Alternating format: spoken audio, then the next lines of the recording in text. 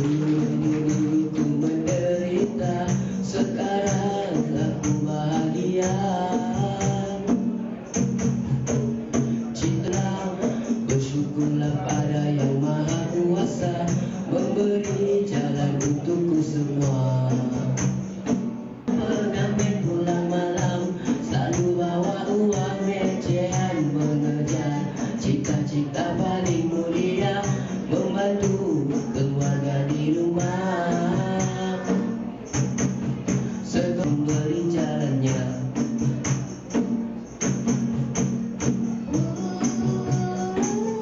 seorang pengantin pulang malam, selalu bawa uang recehan, mengejar cita-cita paling mulia, bersyukur masuk Bersilakan.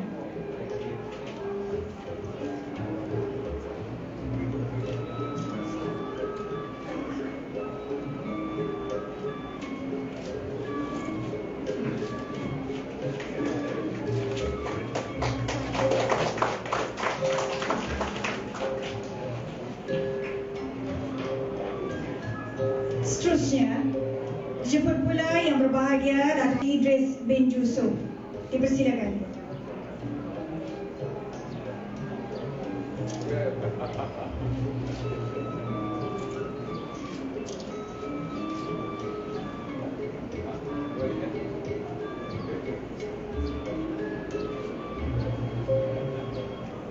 Terima kasih diucapkan. Dan akhir sekali dipersilakan pula yang berbahagia Tan Sri Budak-budak tu, panggil anak-anak.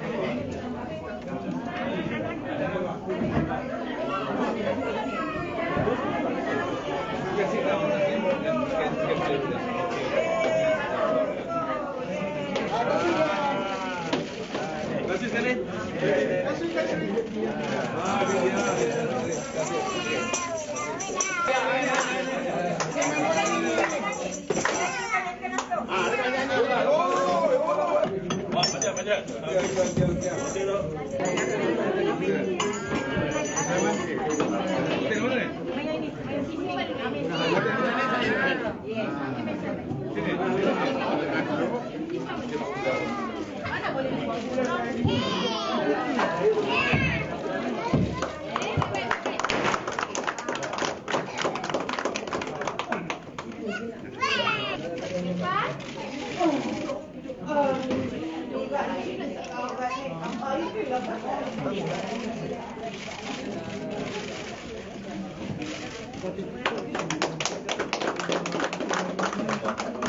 Toy Library ataupun perpustakaan permainan dan juga studio muzik yang telah disedekahkanlah, diinfakkan oleh Yayasan MK. Terima kasih kepada Tan Sri Mustafa Kamal yang telah bermurah hati untuk mewujudkan perpustakaan permainan dan studio muzik di Sekolah Bimbingan Jalan Kasih pada hari ini. Kita harap dengan adanya gabungan di antara pihak swasta dan sekolah ini, kita dapat bertingkatkan lagi sistem pengajaran dan pembelajaran di sekolah-sekolah. Kita lihat perpustakaan permainan menggunakan konsep iPlay, di mana pelajar-pelajar akan seronok belajar, keseronokan belajar. Learning is fun, diterapkan dalam sistem pembelajaran. Dan kita harap ianya kerana pelajar-pelajar di sini ramai pelajar-pelajar yang agak bermasalah, yang jalanan, yang tidak mau bersekolah. Ia ingin boleh meningkatkan lagi minat mereka untuk terus bersekolah. Hari ini pun ada yang tak datang kerana mengikut ibu bapa mereka di luar sekolah. Jadi dengan adanya perpustakaan permainan ini, minat mereka untuk ke sekolah itu akan meningkat. Sama juga dengan studio muzik.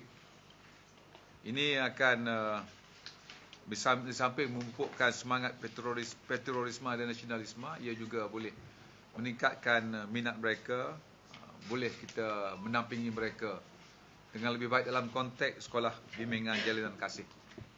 Untuk pengetahuan, kita lihat dalam negara kita ini, kita lihat ada peningkatan penyertaan kanak-kanak dalam pendidikan rendah. Sekarang ini 96.4% kanak-kanak sudah bersekolah.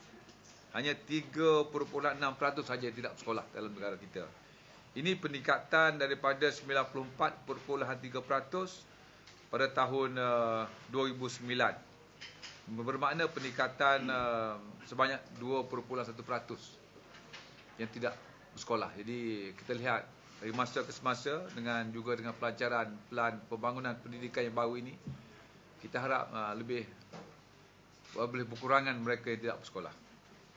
Dan usaha-usaha sedang dijalankan oleh kerajaan untuk memastikan agar kanak-kanak ini bukan hanya dapat akses kepada pendidikan sebagaimana anjakan pertama kita dalam pelan pendidikan pembangunan Malaysia, tapi juga mereka mendapat pendidikan yang berkualiti.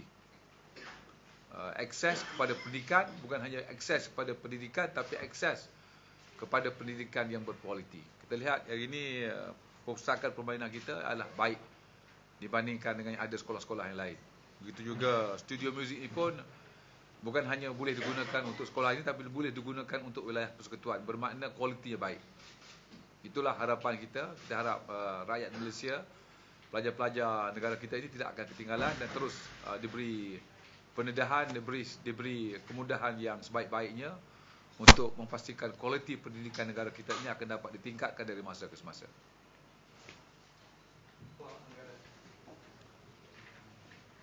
%3.6 dari pelajar sekolah rendah ada lebih kurang 3 milion 3,6 daripada 3 milion. Memang ada lagi yang macam sini pun di Kuala Lumpur sendiri ada yang saya tanya tadi, bila saya dapat ada yang tak datang hari ni, kerana yang datang tu ada datang tak datang. Jadi kadang-kadang kala ditarik oleh mak bapak mereka, kadang-kadang antara mereka ni yang untuk membantu mencari mata pencarian mereka. Sebab itulah kita sekolah ini pendekatan harus berbeza. Mereka pun tak mengikut darjah, mengikut modul-modul pencapaian mereka.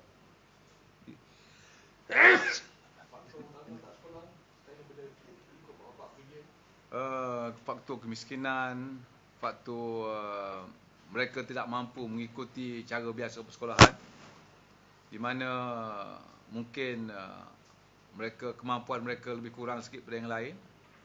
Jadi tak mampu untuk mengikut kelas-kelas biasa. Di sini kita tidak menggunakan modul kelas biasa. Kita menggunakan modul-modul mengikut pencapaian mereka, tak mengikut umur mereka. Jadi itulah mereka diberi sedikit kelonggaran. Dan cara mengajar pun berbeza. Is it now our PPPM? Ada target PPPM kita? Apa dia? Kalau gelombang utama 2015. What is your target for 2025? Kita ingin mencapai target kita pada 2025 apabila genap pelan pembangunan pendidikan ini, kita insya-Allah akan mencapai 100% lah. Itu kita punya target. Dibangunkan sendiri oleh Tan Sri sebenarnya konsep toy library ini, bukan kata konsep yang diambil daripada mana-mana. Kita lihat tadi Tan Sri mengumpulkan pakar-pakar yang ada dalam negara kita ini, pakar-pakar pendidikan, dan mewujudkan satu konsep toy library yang kita lihat tadi. Dan dia bukan satu dia punya ada cara-cara pengajarannya, ada konsep-konsep yang tertentu untuk membangunkan pelajar.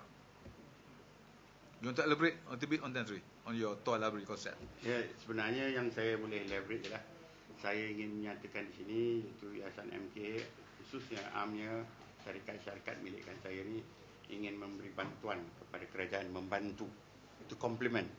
Ya, jadi kami telah juga menjalankan program-program di luar bandar, khususnya di kawasan-kawasan pendalaman, supaya sebagai satu usaha untuk membantu kerajaan, iaitu di kawasan-kawasan orang asli di hutan Blong, Temenggong. Ya, jadi di situ kita telah mulakan projek perintis kepada anak-anak yang betul-betul di dalam takrif kemunduran, iaitu mereka-mereka di dalam hutan tu. Ya, jadi kata-kata pada dasarnya anak-anak orang asli ini Selepas darjah 3, darjah 4 dia tak mau belajar lagi. Dia nak ikut ayah dia pergi mengail ikan dan sebagainya. Jadi ini budaya dia. Jadi oleh kerana itulah kita menggunakan satu pendekatan yang berbeza daripada pendekatan yang dijalankan, diusahakan selama hari ini, iaitu menggunakan fun atau keserongan.